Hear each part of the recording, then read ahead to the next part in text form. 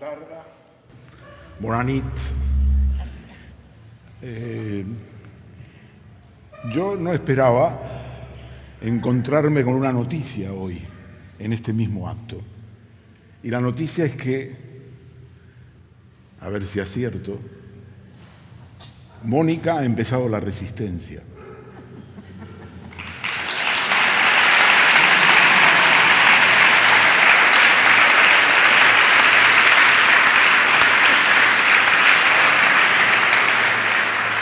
Porque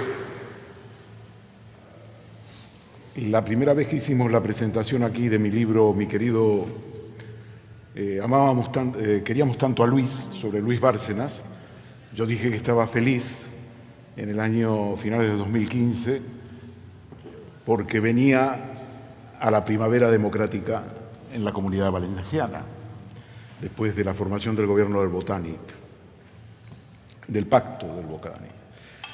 Y bueno, pues ahora venimos, estamos en junio, pero se acerca, me parece a mí, un largo invierno, tanto en la Comunidad Autónoma Valenciana como en nuestro país, en el Estado español.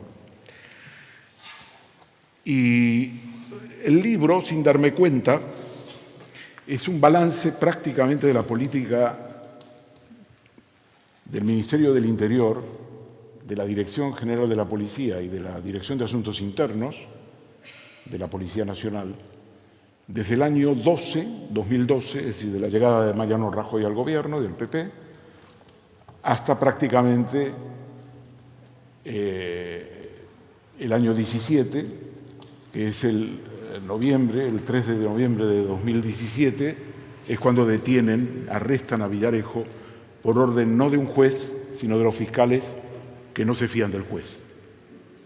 De los fiscales que no se fían del juez. Mucha gente no sabe que los fiscales pueden ordenar una detención. Los fiscales pueden detener. Lo que no pueden hacer es dictar una prisión. Luego de detener, tienen que pasar por el juez para conseguir una prisión. Incondicional, condicional, comunicada. Y el libro entonces se ha convertido en un libro político de la campaña electoral, porque es el balance del gobierno de Rajoy. Entonces, algunos de vosotros habéis escuchado siempre, y este es el principal punto de partida de mi investigación, que han vestido el santo de Villarejo, y el propio Villarejo lo ha vestido de sí mismo, en el sentido de que él ha hecho lo mismo para todas las administraciones políticas, para el PP, para el PSOE antes. Y entonces ese es el primer punto de partida que yo necesitaba investigar. ¿Es verdad que Villarejo ha hecho ese trabajo que él dice de limpieza para todas las administraciones? Y eso es radicalmente falso. Este es el punto de partida. El acceso que él ha tenido al Partido Popular lo ha hecho en calidad. Hay ruido, ¿no? Hay ruido, ¿no? Lo ha hecho en calidad de agente del Partido Popular, no de agente policial o de agente encubierto o de agente de inteligencia. Veamos, empieza su relación con María Dolores de Cospedal en el año 2009, secretaria general del Partido Popular. Lo hace como siempre lo hace Villarejo, mangoneando información, en este caso, de un íntimo amigo suyo, que probablemente sea uno de los amigos que ha conservado a través del tiempo, que es José Luis Olivera, comisario principal, que en el año 2009 es el jefe de la UDEF, la Unidad de Delincuencia Económica y Fiscal, comisario principal. Y la UDEF está en ese momento investigando el caso Gürtel. El caso se inicia con Baltasar Garzón en la Audiencia Nacional. Y entonces, a través de José Luis Olivera, obtiene alguna información, algunos datos generales, genéricos de esa investigación, y va con ello, con esos datos, a ver a Cospedal y se convierte en el confidente de Cospedal. Es lo que luego Cospedal va a decir que está en su obligación, como secretaria general del Partido Popular, informarse. Ahí se gesta la relación. Pero esa relación no es una relación donde Cospedal recibe información. Poco a poco se va convirtiendo Villarejo en un agente del PP. El PP llega al gobierno con una gran dificultad. Una primera dificultad es que surge en mayo del 2011 el movimiento del 15M y la crisis social, la crisis económica del 2008, la crisis financiera, el plan de ajuste, la imposición del plan de ajuste en países como Portugal, Grecia y España. Y entonces el tema, digamos, de la situación social, del orden público, es un tema central. Pero tiene otro problema interno, y es que tiene un tesorero nacional que ha acumulado una fortuna de 48,2 millones de euros en Suiza. Y ese tesorero nacional, Luis Bárcenas, al robar ese dinero a través de comisiones y operaciones ilícitas, se ha cubierto. En otros términos, tiene documentos comprometedores para la dirección del partido. Ese es Luis Bárcenas. Es decir, que el PP tiene una situación complicada. Y luego tiene también el independentismo de los partidos catalanes. Lo primero que hace el PP al llegar al poder en enero del 2012 es nombrar, aparte de que Fernández Díaz es ministro del Interior, Fernández Díaz nombra a Eugenio Pino, director adjunto operativo. ¿Quién es Eugenio Pino? Es un hombre que ha estado entre el 2005 y el 2011, 2007 y 2011, a cargo de la represión de las brigadas antidisturbios. Es un especialista en represión. Es un personaje clave en todo el tinglado de la represión. Con el nombramiento de Eugenio Pino vamos a estar un par de años en la elaboración de lo que luego será la famosa Ley Mordaza, la Ley de Seguridad Ciudadana. Y entonces en el año 2012 ya empieza la actividad de Villarejo, como ya directamente un agente del PP, colaborando con un equipo muy amplio. Es que me molesta mucho el ruido. ¿Se escucha bien? Si no me lo decís. Entonces, con un equipo muy amplio de policías, probablemente docenas de policías, hay gente que dice que son en total 35, 40, para recuperar el tesoro de Bárcenas. No la pasta, sino los documentos comprometedores, porque Rajoy es presidente de gobierno.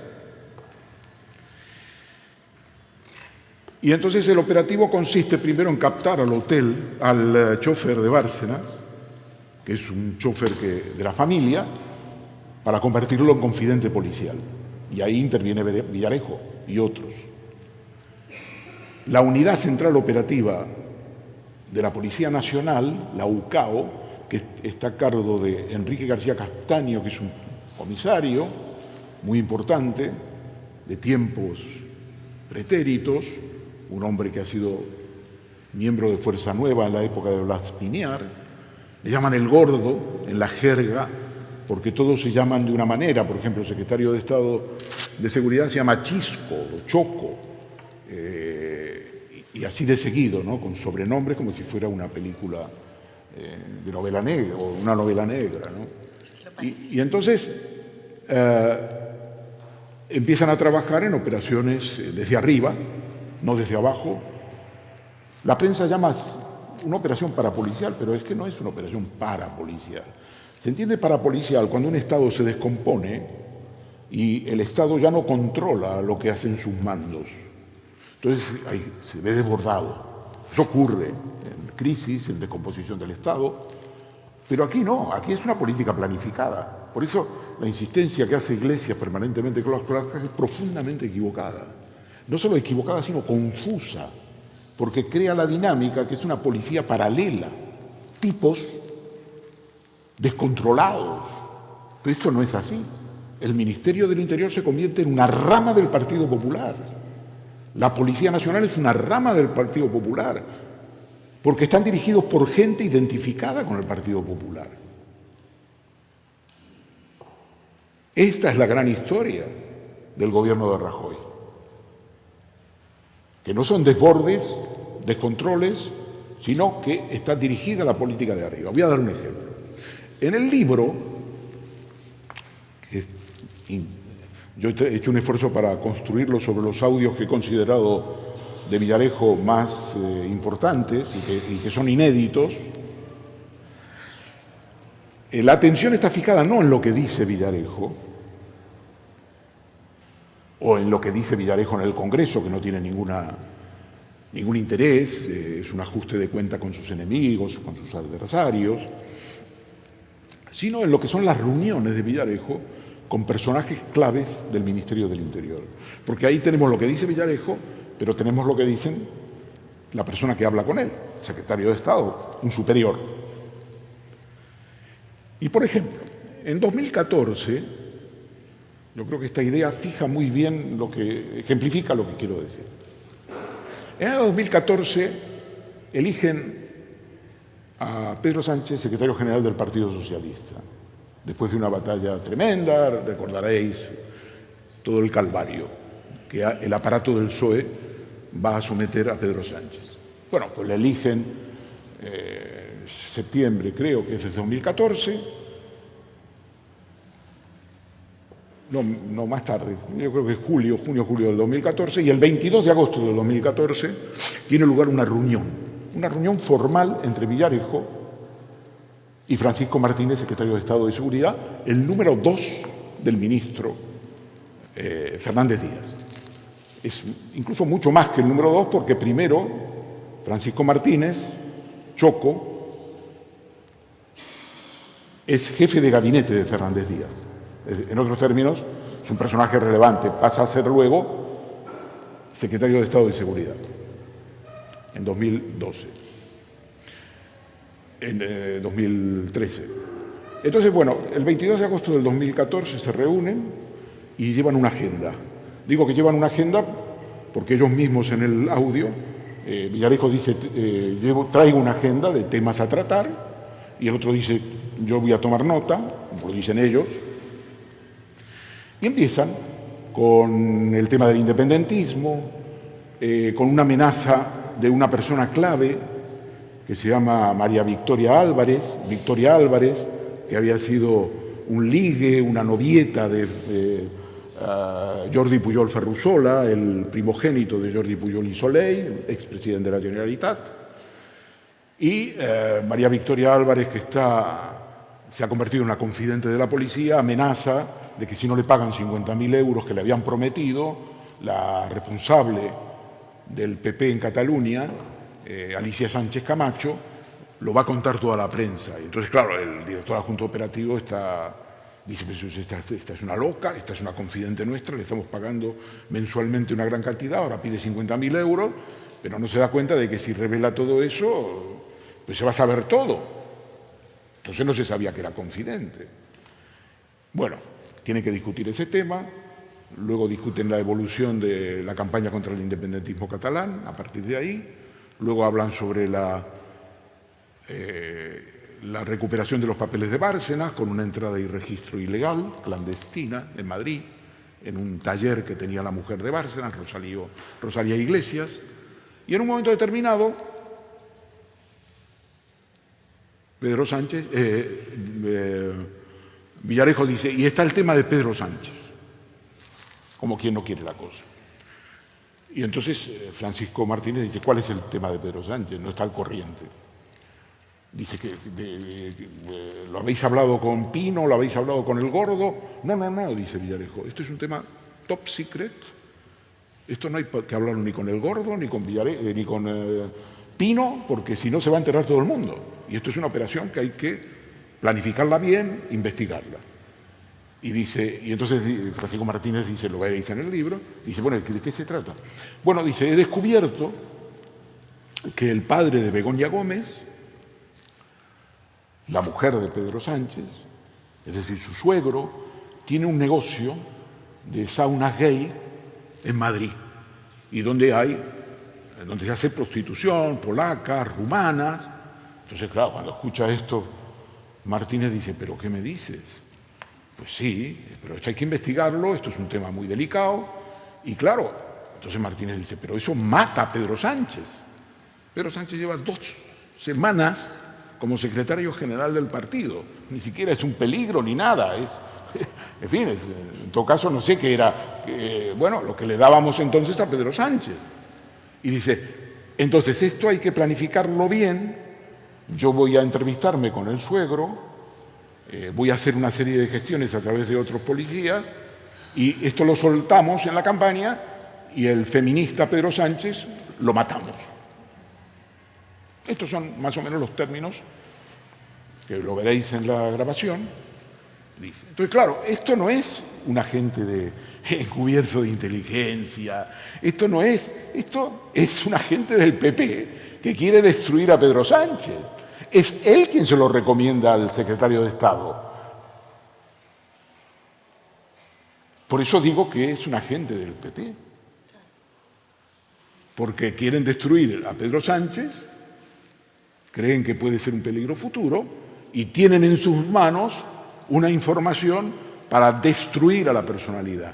En Estados Unidos se llama character assassination. Esto quiere decir el asesinato de la personalidad, de la reputación. Y esto es la especialidad de Villarejo. Pero da la casualidad que es desacreditar siempre a su adversario político, en defensa del PP. Ergo es un agente del PP. Los audios van revelando también que Villarejo hace una rentabilidad del patriotismo. Es un patriotismo rentable. El patriotismo rentable quiere decir que él, sobre la base de información, a partir de la cual se puede ejercer la extorsión, hace un embrión de un negocio capitalista en un mercado demandante de ese tipo de información. ¿Y quiénes son los demandantes de ese tipo de información? Los grandes bancos y las grandes empresas. Estos a veces utilizan la extorsión, otras veces no. En todo caso hay que estar preparado. ¿Quién suministra esa información regularmente? A través de los jefes de seguridad de las grandes entidades. Cuando digo grandes entidades, tienen nombre y apellido. BBVA, La Caixa, Repsol, las grandes empresas. Él cobra millones y millones a lo largo de décadas por esa información. Alguna información es inventada para alimentar el mito de que tiene información. Otra información es útil. A veces se utiliza y a veces no se utiliza. Y en el tema de Cataluña, Villarejo, que es un tipo que nació en Córdoba, reproduce el prejuicio tradicional de que se puede hacer mucha pasta en Cataluña, porque los catalanes son muy ricos y son miedosos y se los puede extorsionar. Toda esa idea paleta, bueno, que se basa evidentemente en una historia, que es, que diría Vilar, el papel de la Cataluña en la España moderna, es una idea que muy atractiva, porque la extorsión en Cataluña puede rendir mucho dinero. Y no solo eso, sino que cuando está en prisión, me adelanto, y necesita dinero, porque el dinero que tiene fuera está bloqueado por la investigación, él organiza con un abogado que está detenido por también estafa en Extremera, esta cárcel que construyó, que se inauguró en la época de Granados, es decir, Operación Púnica. En ese momento idea un negocio que le propone a 3 o 4 abogados que defienden sobre todo a independentistas catalanes. Uno es el abogado de Puigdemont, otro es el abogado de Jordi Pujol Ferrusola, y así de seguido. Le ofrece todos los elementos indiciarios probatorios que él ha utilizado en la campaña contra ellos para desactivarla. Es decir, es la perversión llevada a su extremo. Es decir, yo fabriqué pruebas contra ti, tú vas a ser juzgado y yo te voy a dar también los elementos para que desactives, cuando llegue la hora, las pruebas. Y esto a partir de, por ejemplo, a uno de los abogados, a Cristóbal Martell, que es abogado de Jordi Pujol Ferrusola, le piden 10 millones de euros. Claro, un abogado evidentemente está interesado prima facie en esto, pero claro, tiene que saber, habida cuenta de que se trata de Villarejo, si lo que ofrece tiene valor o no tiene valor. Entonces Villarejo dice, no, me dais un anticipo antes de mostraros lo que tengo. Y dice primero 500.000 euros. 500.000 euros de anticipo. Todo esto es una red que se forma, llamadas por teléfono, que están todas controladas, grabadas por la policía, por orden de la Fiscalía, y esto es en el año 19-20. Finalmente, todas las negociaciones terminan en nada, y Villarejo no puede vender ese material porque no se fían de él. Pero es interesante la perversión. Es decir, la ausencia de límites, porque, claro, si esto te lo cuentan en una novela, dice, bueno, que es muy interesante, que creativo y tal, pero este tipo que está en la cárcel les ofrece a él, bueno, sí, eso tenéis que verlo. Entonces, la rentabilidad es muy importante. Y en la rentabilidad, digamos, hay un personaje que le ayuda mucho a Villarejo, que se llama Adrián de la Joya, Joy, la jerga,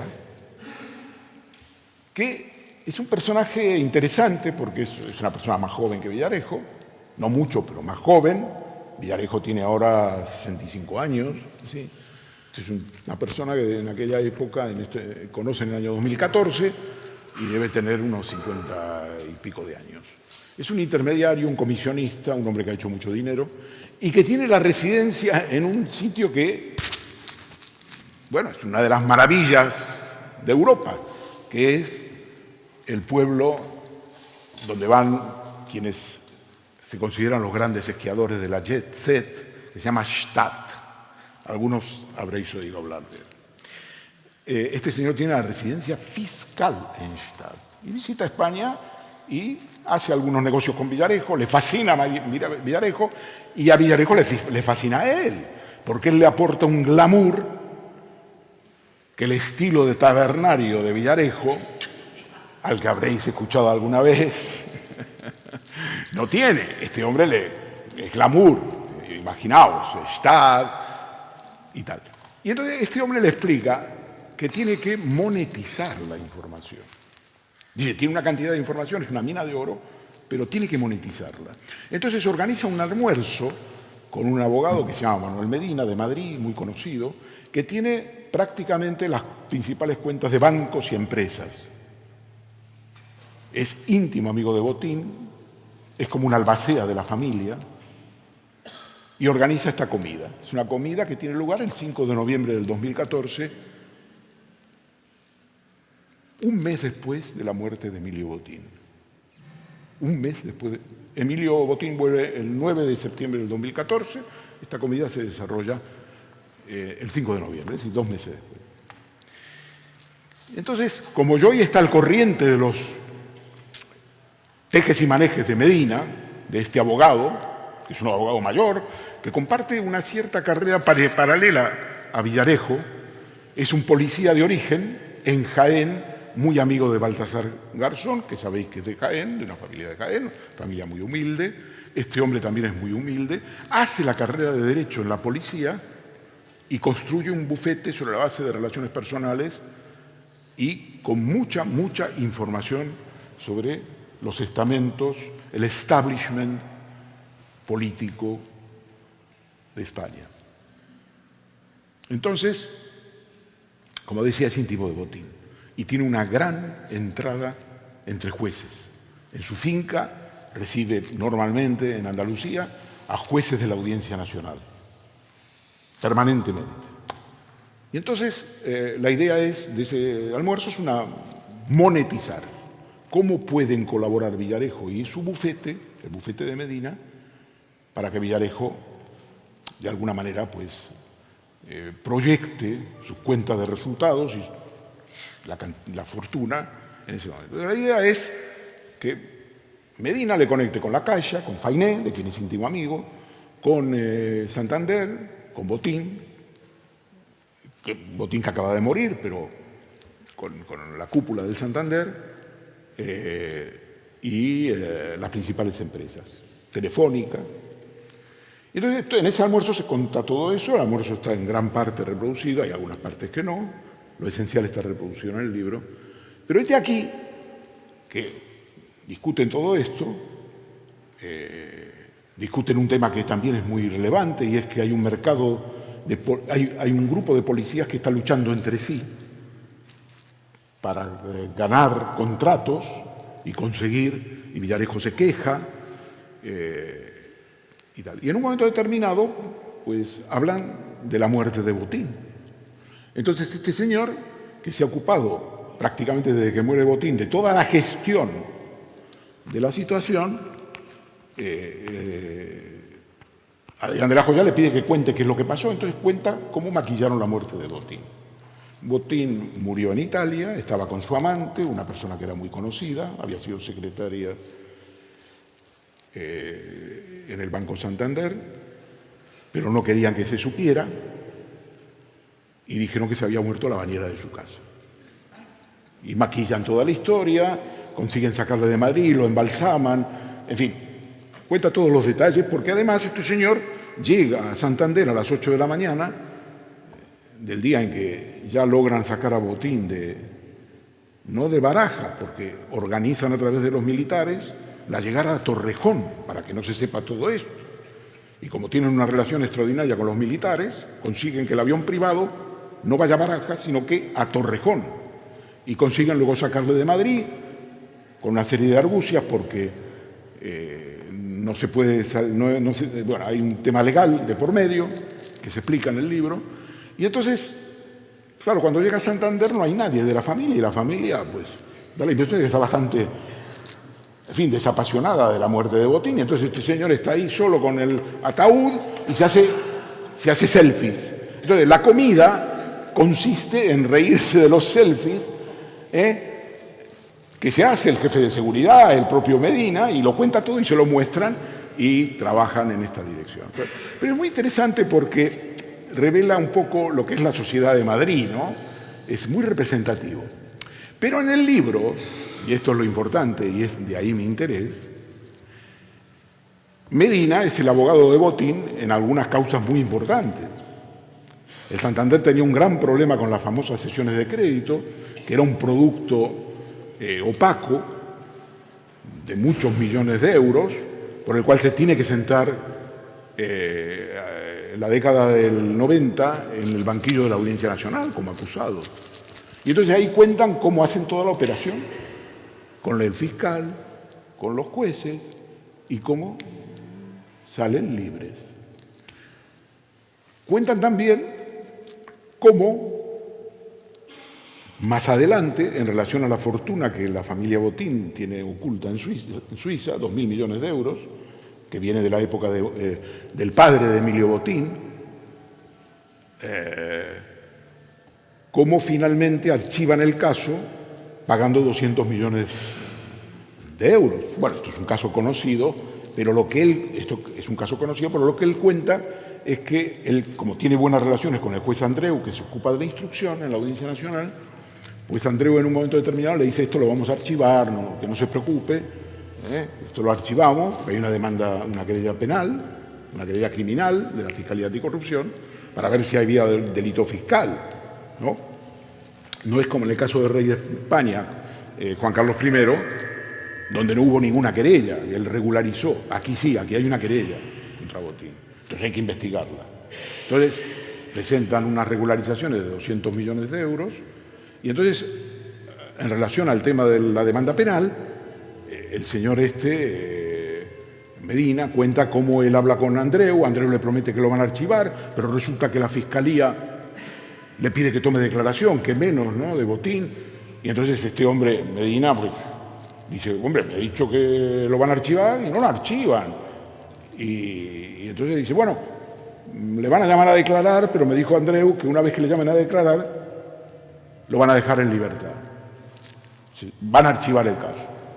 Entonces revela cómo se gestan algunas operaciones en la Audiencia Nacional. Y después algunas cosas de detalle que son también interesantes, y es que cómo se organiza cada vez que Botín tiene que declarar en la Audiencia Nacional o en Plaza de Castilla. Y a todo esto, digamos, lo que cuenta es que en la Audiencia Nacional en aquellos años estaba en obras la Audiencia Nacional en la calle Génova de Madrid, y entonces la Audiencia Nacional se muda a otra muy cerca, y claro, las dos primeras plantas de la Audiencia Nacional estaban ocupadas por el patronato olivarero de Jaén.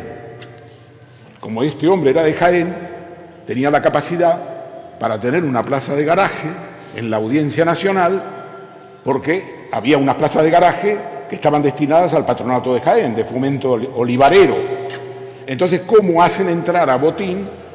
Arreglan con el juez para que el juez baje y le tome declaración. O en Plaza de Castilla, ¿cómo entran por un ascensor que está en el otro extremo y que por lo tanto la prensa no puede advertir? Estas son las cosas que cuentan, que son cosas muy graciosas, muy ingeniosas y que son motivo, desde luego, de una celebración por parte de sus comensales. La música nos ha dejado un momento, pero ahora vuelve. Entonces, bueno, esto lo veréis en el libro, pero bromas aparte, lo que tenemos es un retrato de lo que es el Ministerio del Interior en la época de Rajoy, cómo Fernández Díaz realmente hace una cantidad de operaciones irregulares, y eso nos conduce, digamos, al tema de la Audiencia Nacional. En la Audiencia Nacional, el primer juez que instruye la causa Tándem no cree en ella. Qué bárbaro. No cree en ella. Entre otras cosas porque está el rey emérito. El rey emérito forma parte de una pieza. La pieza se llama Carol. Y se llama Carol porque en los viajes en avión, después de abdicar, el rey llevaba una novia americana que se llamaba Carol, en los aviones privados. Por eso se llama Carol. A mí siempre me interesó por qué se llamaba Carol, porque podía haberse llamado Corina, sería lo lógico. Pero claro, Carol es de carne y hueso y es una empresaria norteamericana, con el cual Juan Carlos salía y sobre todo le acompañaba en los largos viajes que hacía después de abdicar. Él viajó mucho después de abdicar, se gastó casi 9 millones de euros en alquiler de aviones privados. Bien. Entonces, como estaba esa causa, pues el juez de Gea, que es el primer juez, dice que eso es un cáncer, que hay que extirparlo, que hay que terminar con esa causa.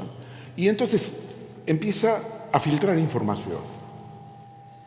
Empieza a contaminar la causa, lo que se llama contaminar la causa, porque cuando tú empiezas a filtrar información estás dando a las partes, es decir, sobre todo a los imputados, a la defensa de los imputados, un gran argumento para pedir la nulidad. Aparte, protege a los principales imputados. El Gordo, comisario García Castaño, que es un personaje central, asociado a Villarejo en varios de los negocios. A Carlos Salamanca, que es un personaje clave, porque aparte de ser comisario, es el que está a cargo de la comisaría de Barajas, de entrada y salida, y juega un papel en relación a una querella que se pone con la primera querella por la cual detienen a Villarejo, que es un negocio por el cual hay que entrar dinero de Guinea Ecuatorial, dinero negro, en España. Y esto lo controla Salamanca. De Gea protege a Salamanca, protege al Gordo, intenta cargarse la causa, habla con los periodistas y además, al hablar con los periodistas, da la sensación de que son los fiscales quienes filtran, empieza a desprestigiar a los fiscales. El hecho es que los fiscales toman nota de todo esto y en noviembre del 2018 presentan un escrito a la fiscal general de entonces, María José Segarra, junto con el fiscal jefe anticorrupción, el señor Luzón, donde citan todas las filtraciones y todas las medidas que ha tomado De Gea para enterrar el procedimiento. Llegan a un acuerdo con De Gea y De Gea pide una plaza en Madrid. Se va a Madrid, deja la Audiencia Nacional. Se va a Madrid, es un pacto secreto, evita una posible querella por prevaricación y viene otro juez. Este es un juez que es directamente traído a España desde Roma. Lleva 9 años en París, bueno, digamos, asignado en París, pero en realidad se queda la mayor parte del tiempo en España, como magistrado de enlace con la justicia francesa. Y luego de ese destino, cuando cesa ese destino después de 9 años, lo nombran nada menos que en Roma. Estos magistrados los nombran los gobiernos, Consejo de Ministros. Primero Aznar, después Rajoy. Y en un momento determinado, en el juzgado 6 de la Audiencia Nacional, del cual es titular este juez, Manuel García Castellón, hay un magistrado en comisión de servicios, que para vosotros será, os sonará, porque es un personaje que ha sido director de la Justicia de la Generalitat, un zaplanista puro, que se llama Eloy Velasco, ex director de la Generalitat, zaplanista puro, íntimo de Zaplana. Pero este zaplanista puro no está conforme con ser juez de instrucción. Quiere pasar a la sala penal del Tribunal Supremo, que es la aspiración de cualquier juez, y sobre todo de la Audiencia Nacional. Y entonces empieza a pegar patadas al PP a través de la instrucción de 2 causas, una que es de corrupción de Madrid, la operación Leso contra Ignacio González, que es el primero vicepresidente y luego presidente de la Comunidad de Madrid, y luego la operación Púnica contra Granados. Y empieza a investigar y da una serie de noticias a la prensa, día sí, día no. Pero al mismo tiempo le hace llegar al ministro Rafael Catalá la idea de que él quiere irse de la Audiencia Nacional, sea al Supremo, sea a otro puesto. Y ahí Catalá, que recibe las quejas del ministro de Fernández Díaz, de que parece que el único partido que existe en la Audiencia Nacional es el PP, al que le están dando hasta el carnet de identidad, recibe las quejas de María Dolores de Cospedal, y entonces Catalá tiene una idea muy sencilla, llama a Manolo García Castellón, a quien conocen, y le pide que vuelva a Madrid, porque ya no quieren tener jueces en comisiones de servicio. Es decir, que el señor Manolo García Castellón viene a ser de portero, en el sentido futbolístico, a favor del PP. Es como Courtois, en el mejor de los casos, en el Atlético y ahora en el Real Madrid. Es un portero consciente. Y él es el que hereda la causa, y es el que va poniendo trabas a los fiscales, y es el que pone un cerco, un corralito donde no puede, por ninguna circunstancia, ser acusada María Dolores de Cospedal. Ya al final, cuando ya no puede defender porque aparecen más evidencias de las iniciales a las cuales se niega, urde un plan. La mejor manera de liberar a Cospedal es imputarla primero, conseguir los titulares de prensa, hacerla declarar y desimputarla después. Y eso es lo que va a hacer. Consigue un gran titular, el juez finalmente imputa como piden los fiscales, cuando declara no le hace ninguna pregunta comprometedora, cierra el procedimiento el 29 de julio, que es una fecha muy significativa, cuando los jueces quieren que pase desapercibido, lo hacen en esa fecha. ¿Por qué? Porque en agosto no hay actividad, entonces se disipa completamente. Y bueno, y aquí tiene lugar una batalla tremenda. Pero en el medio de todo eso, la fiscal general del Estado, que antes ha sido ministra de Justicia, María Dolores Cospedal, decide eliminar a uno de los fiscales del caso, al primer fiscal, Ignacio Stampa, que es una persona que la ponen en el año 2017, cuando se recibe una denuncia anónima. Stampa viene de fuera, viene de Lanzarote, es un fiscal conservador, o por lo menos está afiliado a la Asociación Conservadora de Fiscales, la Asociación de Fiscales, y confían el nuevo fiscal general, el nuevo fiscal anticorrupción, Manuel Moix, que es de derechas y que se ha forjado en Madrid apoyando a Esperanza Aguirre, le elige porque no se fía de todo lo demás y quiere hacer una depuración.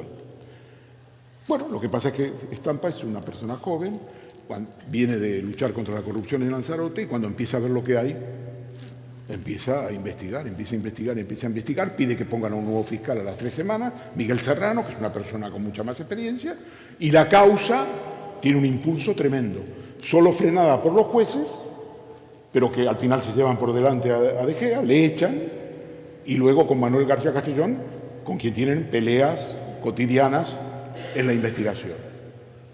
Entonces, lo que tenemos ahí es que algunas de las filtraciones que ha hecho el juez De Gea del sumario, afectan a Baltasar Garzón, que es la pareja de Dolores Delgado. Y Dolores Delgado llega a la conclusión de que Stampa va por Garzón.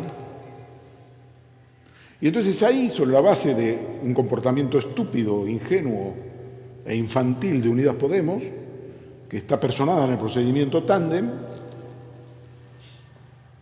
y donde hay una broma de la buena relación que tiene una letrada con el fiscal Stampa, de la buena relación de entendimiento en el cuadro de la acusación, le montan una historia sentimental e inexistente que luego va a tomar Vox y una periodista exportada de Canarias a Madrid para crear un caso, un Stampa Gate, que para la fiscal del Estado es el mecanismo para terminar con Stampa. ¿Y cómo terminan con él? Pues el 27 de octubre del 2020 hay un concurso de 8 plazas fijas en la Fiscalía Anticorrupción. Stampa está como en comisión de servicios y pide una de esas plazas. Hay otros fiscales, pero normalmente cuando un fiscal está instruyendo un caso importante,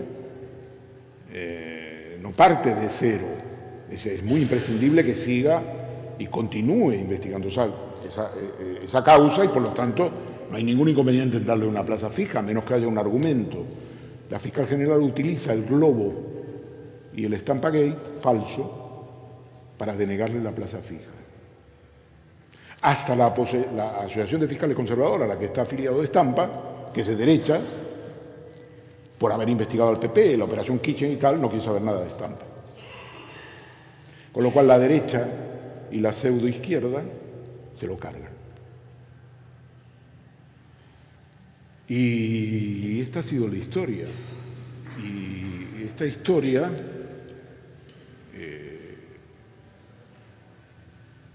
tiene consecuencias sobre el Ministerio Fiscal, porque buena parte de la operación para cargarse a Stampa se basa en una investigación en el Tribunal Superior de Justicia de Madrid.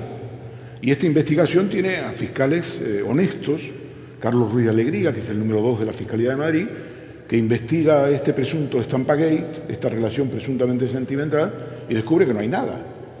Interroga a unos y a otros y tal. Pero lo hace en septiembre, octubre del 2020. Como va llegando la fecha del concurso, que es el 27 de octubre, él pide el archivo en 2 oportunidades. En la primera oportunidad le dice que prorrogue la investigación. La segunda oportunidad hace las diligencias y cierra unos días antes del 27 de octubre. Pero le dicen que no, que siga investigando para tener abierto el caso el 27 de octubre. Como el 27 de octubre es el concurso, se lo cargan el 27 de octubre y cierran la causa 3 meses después. 3 meses después cierran la causa. La archivan, sin más, pero ya Estampa no está, lo mandan a la Fiscalía de Madrid, donde está ahora. Y claro, cuando él intenta defenderse, él obtiene el expediente, y en el expediente el fiscal que ha instruido la causa une a las investigaciones las instrucciones desde arriba que piden que prorrogue la causa varias veces. Y todas esas instrucciones están. Entonces ahí se arma la de Dios, porque dicen, pero no, las instrucciones no, eso no tiene que estar unido al expediente. Pues claro, porque es la manipulación. Es decir, el instructor está manipulado por un superior, lo cual no puede ser. No es, el Ministerio Fiscal no funciona así.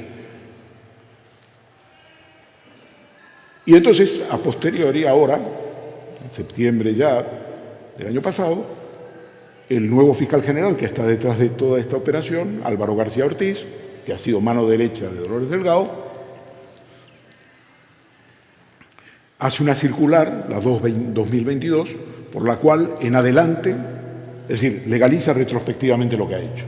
En adelante, las instrucciones, las sugerencias a los fiscales que investigan no pueden ser unidas al expediente, son secretas. Entonces, claro, ahora veremos lo que va a pasar. Decía Mónica que ahora viene una etapa, si efectivamente triunfa Feijóo. En el año 18 hubo un acuerdo entre el Partido Socialista y el PP en nombrar un magistrado como presidente del Consejo General del Poder Judicial y del Tribunal Supremo, que se llama Manuel Marchena, presidente de la Sala Segunda del Tribunal Supremo. Entonces, Casado no veía ningún problema en la elección de los jueces. Poniéndose de acuerdo en el nombre no había ningún problema, nadie puso ninguna objeción, a nadie se le ocurría hablar de que había que cambiar el sistema de elección. Luego, cuando fracasó la iniciativa de Marchena, dijeron no, el problema es que hay que cambiar la elección. Y hasta ahora con este tema. Y ahora Feijóo se ha comprometido a hacer una elección, volver a un sistema que desde el punto de vista constitucional no es posible, ya veremos cómo lo hacen, pero es que los jueces sean quienes elijan, a la parte del Consejo General del Poder Judicial, ellos mismos, lo cual es una aberración, porque los jueces no tienen ninguna legalidad constitucional, no los elige nadie, los jueces entran por oposición, no tienen patente democrática, no son nadie. Además son las asociaciones de jueces las que proponen a los jueces, no es que los jueces son elegidos por el Parlamento de espaldas a las asociaciones de jueces. Los aparatos de las asociaciones de jueces son los que le eligen. Pero bueno, esa es harina de otro costal y nos paramos aquí. Mi libro describe un tema que debería ser debatido en esta campaña electoral, que es cómo el Partido Popular ha convertido el Ministerio del Interior en un instrumento directo de sus objetivos y necesidades. Y eso es José Manuel Villarejo. La investigación de este caso es una investigación, digamos, no es una investigación que esté planificada y una decisión mía. Digamos, voy a escribir este libro. El libro tiene una historia, o una intrahistoria, que es la siguiente. El primero que me propone escribir este libro, pero de manera genérica, como una idea, en el año 18, es Manuel García Castellón, el juez, antes de hacerse cargo. Porque él, bueno, había leído libros míos y le había interesado mucho, y me dijo, oye, este es un tema para ti. Y dije, no, pero es una materia muy vasta. No, en principio no, en el año 18. Me dice, hombre, es que yo soy muy amigo de San Roldán, el director del CNI. Digo, bueno, yo ya le conozco a San Roldán, hemos estado juntos y tal, por lo tanto no es un problema de San Roldán. Y ahí se termina la historia. El motivo fundamental que me impulsa a escribir el libro es la decapitación de Estampa. cuando en el 2020 decapitan a Stampa, yo digo, aquí hay una historia. Más allá de lo que es Villarejo, hay una historia, hay una batalla y han eliminado a un personaje que es clave. Y esa es un poco la génesis del libro. Y el libro, indudablemente, se basa en notas que yo tomo, en entrevistas que hago, en audios que voy obteniendo, en escuchar sistemáticamente esos audios, que tampoco es una tarea fácil, parece fácil, pero no lo es, porque Villarejo es un personaje que habla mucho. Y entonces hay momentos en que tú dices, cállate la boca, deja hablar al tío que tienes como interlocutor. Y esto que digo es verdad. En el estudio de mi casa, mi mujer a veces oía que yo decía, pero cállate la boca porque no me dejas escuchar al otro. Tenía que volver con el audio para atrás y para adelante. Entonces es un libro que está basado en eso, en entrevistas, en notas y en los audios que yo considero inéditos. Luego he estado con Villarejo, no para el libro, sino que le hemos hecho una entrevista en el mes de marzo de 3 horas, lo citamos en Barcelona. Yo le pedí una entrevista para el libro, pero él no quiso, no tenía ganas, no tenía interés. Pero sin embargo, cuando le propuse hacer una entrevista para el periódico de Cataluña, hicimos una entrevista, el director del periódico de Cataluña y yo, en Barcelona. Hicimos una entrevista de varias horas, publicamos esa entrevista, la entrevista es una larga entrevista grabada, pero es una entrevista, es un debate con Villarejo, ¿no? Que demuestra que cuando él manipula. A ver, la relación con la prensa suya es una relación muy hábil de su parte, porque él siempre vende información a los periodistas, vende en el sentido, entre comillas, que le interesa a él, y los periodistas la compran porque les interesa firmar. Si es verdad en un 50, 60, 70, eso no le interesa. Lo que interesa es la espectacularidad de las noticias que vende él, que él coloca en los medios, que lo coloca con fines propios, de extorsión, de manipulación y tal. Entonces, sin embargo, la entrevista que tuvimos fue una entrevista que yo considero que es interesante, es una entrevista, donde él contesta y profundiza algunas cosas, está en internet, son 3 entregas, y todo eso constituye el material del libro. Es decir, mis notas, las entrevistas, los audios, sobre todo los audios, porque los audios y el contexto en que se producen esos audios están todos ordenados. Villarejo tiene eso es muy ordenado. Sus audios, además, a sus audios siempre corresponde una anotación en una agenda, muy sintética, muy precisa. Si él está con Baltasar Garzón, por ejemplo, hay una nota con Baltasar Garzón con una anotación de 3 líneas como máximo. Y todo eso está muy organizado. No sé. La decapitación de Villarejo de Stampa el 27 de octubre del 2020 es una operación diseñada por Dolores Delgado, Álvaro Ortiz, que entonces era fiscal jefe de la Secretaría Técnica, el director de gabinete de la Fiscal General del Estado. Y si ella quiere contentar a Villarejo o no, yo no lo sé, pero se non è vero e ben trovato, porque Villarejo el día 23, en la cárcel, se produce un 23 de octubre, es decir, 4 días antes del Consejo Fiscal, se produce una entrada y registro en su celda que la dirige Stampa, y en ese momento se produce una situación muy tensa y la entrada y registro es por todo el material que Villarejo está intentando vender fuera de la cárcel. Esa es la pieza número 28. Y entonces cuando él entra a la celda, Villarejo salta sobre él, los policías que están con él le separan, Y Villarejo dice,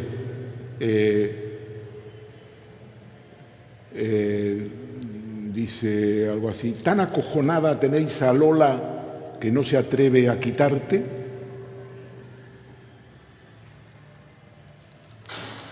Eso es el día 23, en la cárcel de Extremera, 4 días antes de que se produzca la... Es un indicio. No sé si, digamos, ella opera por cuenta de Villarejo Nuevo, yo eso no lo sé, no lo he podido averiguar. Yo tenía una larga entrevista con ella para el libro. Ella es un personaje, es una personalidad muy fuerte, tiene una cobertura de teflón. Te quiero decir, puedes hablar un par de horas con ella, pero el diálogo no se toca con lo que tú comentas, pero digamos, son conversaciones que van en paralelo, que nunca se cruzan, casi nunca. Es una habilidad especial, ¿no? Entonces, la pregunta es interesante, porque está este indicio del día 23. La Asociación de Fiscales, la Asociación Conservadora, apoya a la Fiscal General del Estado, apoya a la UPF, la Fiscal General del Estado pertenece a la Unión Progresista de Fiscales, la UPF no vota a Estampa, pero tampoco la Asociación de Fiscales, que es su propia asociación, porque Estampa se ha convertido en un peligro para el PP, porque está impulsando la causa Kitchen, porque quieren imputar a Cospedal. Claro, la Asociación de Fiscales por ese aro no pasa. Esta Asociación de Fiscales es la que ha estado reunida hace algunas semanas, antes de las elecciones del 28 de mayo, con Feijóo, en el Claridge Hotel de Madrid. Habréis escuchado la noticia, y de ahí, en esa reunión de fiscales de la asociación, hay un personaje clave que ha sido hasta hace muy poco magistrado del Tribunal Constitucional, que se llama Antonio Narváez, y que ha sido teniente fiscal en la época del PP, en la Fiscalía General del Estado, y es el que suena ahora como el próximo fiscal general del Estado del gobierno de Feijóo. Entonces, la pregunta no puedo responderla con un sí o con no. Tengo que dar indicios. Que hay una objetiva convergencia entre el interés de Villarejo de cargarse a Estampa, no cabe la menor duda. Que la Asociación de Fiscales, porque Estampa afecta a los intereses del PP y de Cospedal, quiere cargárselo, no cabe duda. Y que Cospedal, por defender teóricamente a su pareja, Baltasar Garzón, contra la cual ella supone que va a Estampa, también. Por lo tanto, ahí hay una convergencia de intereses. Lo único que también te puedo agregar es que hace 2 o 3 días Villarejo me mandó un mensaje que, si quieres, lo podemos analizar a mi teléfono móvil, pero bueno, os lo digo, no tiene tampoco demasiada importancia. Él escribe lo siguiente. Él dice: has perdido, en relación al libro, ¿no? Y si has perdido una oportunidad enorme de escribir un buen libro, has escrito un libro donde proteges a tu fuente, refiriéndose presuntamente a Estampa, y yo le contesto, yo digo: este libro se basa en hechos, no se basa en declaraciones, yo no he mentido, y en todo caso, si he mentido, aporta tú la verdad de los hechos que yo sostengo. Entonces él contesta: no voy a polemizar, pero este libro, ¿por qué no publicas los mensajes de Estampa a la abogada de Podemos, Marta Flor Núñez? Entonces yo contesto: si me mandas los mensajes y son auténticos, no tendré dudas en hacerlos públicos. Y ahí se termina. Pero esto es falso, no hay ningún mensaje. Es una relación inventada que Villarejo todavía intenta revivir. Y en ese sentido, digamos, te lo voy a leer literal, porque la literalidad es más interesante de lo que yo lo he dicho. En ese sentido, arroja luz retrospectivamente a la posibilidad de que Villarejo haya tenido una mano en la decapitación. no sería extraño. Pero con todos estos matices que yo te lo voy a leer. Mentiras ni se edifica una trayectoria. Lo siento por ti, me das mucha pena, proteger tu fuente a costa de engaños debe ser duro. Para quien un día aspiró a ser un periodista de verdad. Yo contesto, no miento, lo que afirmo lo baso en hechos, ni siquiera interpreto. Proteger, soy un libro abierto. Contesta, no voy a polemizar, pero ¿qué hechos? ¿Los que te hizo llegar a Estampa? ¿Te ha enseñado los mensajes que cruzó con Marta Flor Núñez? ¿Tienes el informe donde De Gea es acusado de filtrar? ¿Por qué no publicas esas cosas? Siento pena por ti, al igual que a mí, la salud jodida nos jugará una mala pasada cualquier día. Ah, pues, qué buena persona, ¿eh? Y después de leer esa basura que últimamente escribes, nadie recordará que en su día fuiste un periodista serio. Y entonces yo contesto, si me mandan los mensajes y son auténticos, no dudaré en hacerlos públicos. Y ahí se terminó. Fin de la cita, como diría Rajoy.